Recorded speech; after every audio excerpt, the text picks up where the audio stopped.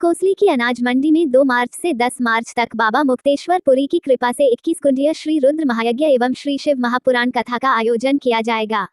कथावाचक वृंदावन वासी पंडित श्री राम गोपाल महाराज ने बताया कि कथा का आयोजन श्री शिव शक्ति सेवा मंडल कोसली द्वारा किया जा रहा है। उन्होंने जानकारी देते हुए बताया कि हरियाणा में पहली बार 1.25 लाख पंचमुखी रुद्राक्ष शिवलिंग का अभिषेक किया जाएगा। उन्होंने भक्तों से ज्यादा संख्या में शिव महापुराण कथा में पहुंचने का आह्वान किया। तो आप लोगों को एक बहुत ही सुंदर एक सूचना है कि शिवरात्रि के शुभ पावन अवसर पर और हरियाणा में पहली बार ये 1.25 लाख पंचमुखी रुद्राक्ष से शिवलिंग का 15 फीट ऊंचा शिवलिंग का दर्शन किया जाएगा।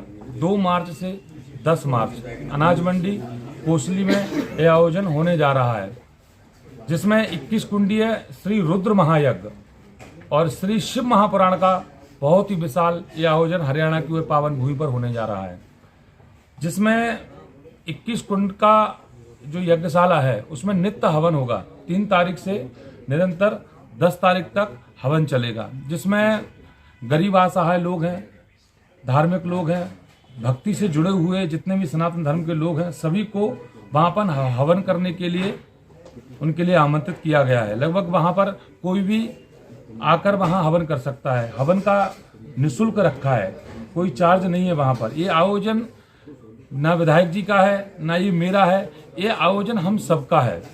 लगभग यज्ञ तो संपूर्ण तभी होता है, यज्ञ की विशेषता रहती है आहुति। एक सामग्री की आहुति होती है, वो हम भगवान को समर्पित करते हैं। तो इसमें या अन्य कोई महायज्ञ, जहाँ भी महायज्ञ होते हैं उसमें हर भक्ति की, हर इंसान की किसी न किसी रूप में उसकी आहुति लगना बहुत आवश्यक है। मैं आप लोगों को बताऊं कि यज्ञ की परिक्रमा करने से इंसान को 4 धामों का फल प्राप्त होता है और ये आयोजन जन कल्याण विश्व शांति के लिए हो रहा है। कोसली विधानसभा हो या फिर रेवाड़ी जिला हो, बाकी समस्त पूरे प्रदेश नहीं, बाकी पूरे विश्व की शांति के लिए यह संदेश हम लोग देना चाहते हैं कि इसमें शांति हो विश्व में। जो निर्धन है उनके यहाँ धन की भी वर्षा हो, जो गरीब असहाय लोग हैं, जो जिनके पास में रोग से ग्रसित हैं, ऐसे इंसान जो कष्टों से निकल रहे हैं, परेशान हैं, तो उन समस्याओं को दूर करने के लिए रुद्राक्ष महायज्ञ किया जा रहा है। रुद्राक्ष की महिमा तो आप लोग जानते ही हैं कि रुद्राक्ष कहाँ से प्रकट हुआ। रुद्राक्ष यानी भोले के आंसू से प्रकट हुआ। भोलेनाथ जी के जो आंखों से आंसू निकला उससे रुद्राक्ष प्रकट हुआ और पशुपतिनाथ यानी कि नेपाल काठमांडू में रुद्राक्ष की उत्पत्ति हुई थी भोलेनाथ जी के द्वारा। 1.25 लाख रुद्राक्ष यानी कि एक रुद्राक्ष का एक शिवलिंग का रूप माना जाता है। तो 1.25 लाख रुद्राक्ष से यानी 1.25 लाख शिवलिंग का दर्शन है। वहाँ सुबह 5 बजे से लेकर के दोपहर के 1 बजे तक उसमें जल चलाया जाएगा। 1 लोटा जल, सभी समस्या का हल। आप लोग तो, और आपकी तो रेवाड़ी में भी एक बहुत बड़ा आयोजन होने वाला है मार्च में। तो लगभग ये शिव की महिमा है।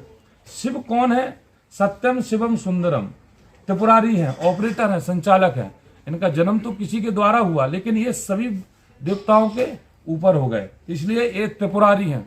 और महादेव उन्हीं को कहा जाता है जो अकाल मृत्यु को भी, जिसकी मृत्यु भी हो गई हो, वो अकाल काल ने भी निकाल लिया हो। कहते हैं कि जो भक्त महाकाल का है तो उसका काल भी कुछ नहीं बिगाड़ सकता। तो ये महायज्ञ है, आप लोग इसको आमंत्रित भी समझें, आप लोग आए और बहुत बहुत आप लोग के साथ आए। राष्ट्रीय संत रामगोपाल जी महाराज, मैं राष्ट्रीय संत राम जी, हर हर महादेव। मैं राष्ट्रीय संत रामगोपाल जी महाराज श्रीधाम वृंदावन से हूँ मैं, और मैं अपनी 11वीं पीढ़ी में यह आयोजन कर रहा हूँ। और मेरा परिचय, मैं 287वीं श्री शिव महापुराण करने जा रहा हूँ। शिव पुराण समथिंग मैंने 28 से 30 शिव पुराण कर चुका हूँ, बाकी मैं श्रीमद् भागवत कथा करता हूँ। मेरे परिवार में, मेरे घर में हमेशा कर्मकांड चला आ रहा है। 11वीं पीढ़ी में मेरे पिताजी, मेरे दादाजी, परदादा, यही हम लोगों का ये धर्म है। सनातन धर्म को आगे बढ़ाना है। जब हमारी संस्कृति जागेगी तो संस्कार जागेगा, और संस्कृति नहीं जागेगी तो संस्कार नहीं जागेगा। आज हमारे देश और विदेश में हम लोग अपने भारत को कहाँ से कहाँ पहुँचा रहे हैं। पहले हमारे भारत को सोने की चिड़िया कहा जाता था, तो सोने की चिड़िया किस रूप में कहा जाता था? हमारे इस भारत को विश्व गुरु कहा जाता था। तो विश्व गुरु क्यों कहा जाता था? कि हमारे इस देश की सबसे पहली थी संस्कृति और दूसरा था संस्कार। अब हमारे इस देश में संस्कृति को हमने लुप्त कर दिया है। आज स्कूलों में सब्जेक्ट नहीं है संस्कृत का। पहले सब्जेक्ट संस्कृत का पूरा होता था, हर इंसान को वो संस्कृत पढ़ाई जाती थी। तो संस्कृत क्या है? बोले संस्कृत में देव भाषा, जो देव संस्कृत भाषा को बहुत जल्दी समझते हैं, लगभग रीस जाते हैं। और भगवान तो हर भाषा को समझते हैं, क्योंकि जितने भी राज्य हैं तो हर राज्यों में अलग अलग भाषा है।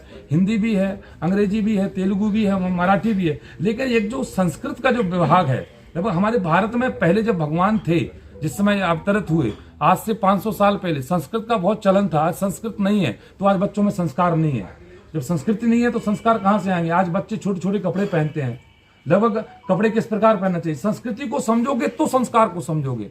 अब फिर कहते हैं हमारा बेटा हमारी सेवा नहीं कर रहा है माँ बाप की। अरे तुम संस्कृति को जिंदा करो तो संस्कार जागेगा। जब तुम्हारी संस्कृति तुम्हारी शरीर में नहीं है, संस्कृति तुम्हारे हिंदुत्व में नहीं है, संस्कृति तुम्हारी परिवार में नहीं है, तो तुम संस्कार को कहाँ ला सकते हो? तो हम बदलेंगे तो युग बदलेगा, हम सुधरेंगे तो युग सुधरेगा।